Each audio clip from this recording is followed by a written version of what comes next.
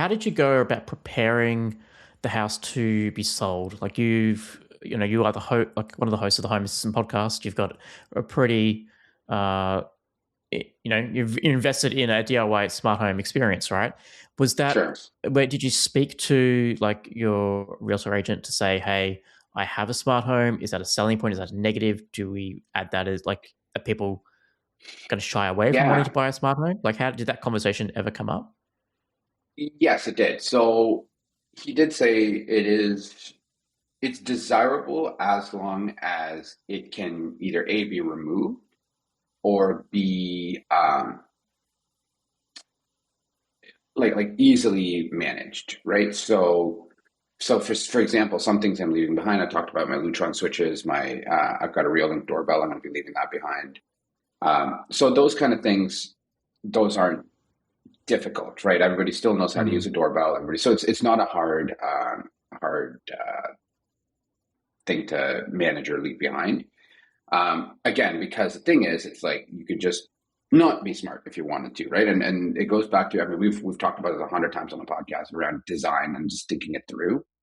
So if it's stuff like smart bulbs, well, then I'll need to change out those smart bulbs because some people might not want the app experience to turn on and off a bulb. Saying things like having like tape over a light switch or something like that, or even those covers that say like don't flip the switch or whatever, right? So having those kind of things would deter or make your house less desirable, I guess, because people look at it as like I don't know how to operate the light switches in this house. Um, so one of the things that I've always done is, again, it's that like if my parents or my grandparents or something like that came to our house, would they be able to operate? Would they be able to turn on a light? Would they be able to turn on like an exhaust fan in the bathroom if they're taking a bath or taking a shower or something like that? So doing those kind of things, I think, was important. And so I think that's the big piece there. So again, a lot of stuff that I did do that were like kind of augment. So like I mean, you can see it in the picture. I've got the switch bot tilts right there for opening these blinds in this room. Uh, those are all removable, right? So it's not a huge deal. So you can just go in, remove those, and call it a day.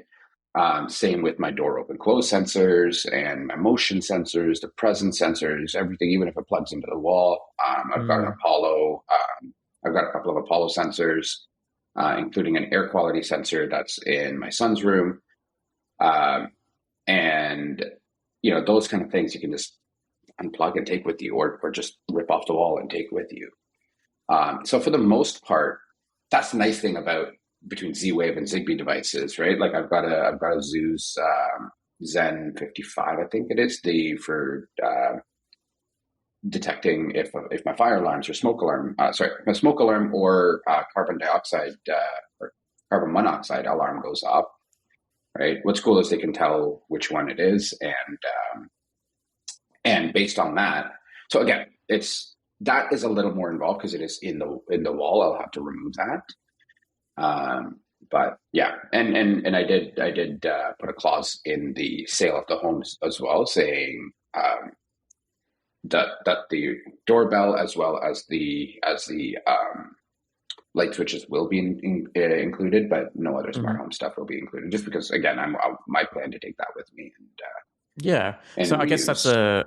that's an important point there. So you were able to put into your contract of sale some of the smart home items that you were willing to leave behind, and then Yeah, it was actually even exclude in the all others. listing.